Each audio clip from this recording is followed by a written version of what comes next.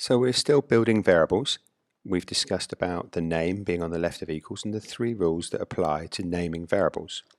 We're now going to look at data types, which is to do with the value. The value is on the right of equals. Here is a variable cost equals 10. You may see this in many shops. The name, if this was a computer program, the name of this variable would be cost. Then we have the equal sign. Cost follows all the rules. That's fine. And here we have a value because it's on the right of equals. The value is 10. The data type is currency.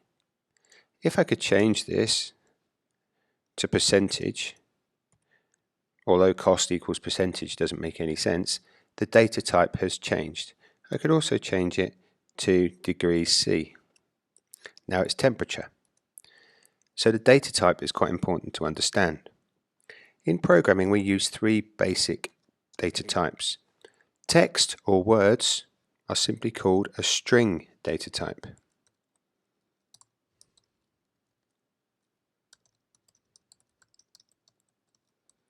Text is called a string data type.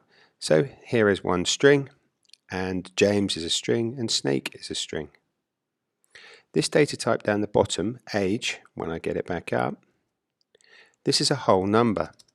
Whole numbers in programming are the same as in maths, they're called integers. That is an integer data type. This one here, there's a variable called pet age exactly, because 8 may be a bit ambiguous.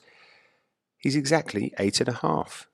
So this is called a float data type or real number. You will know it better as a decimal number. Think of a decimal number as called a float, and a whole number is an integer. Text is obviously called strings.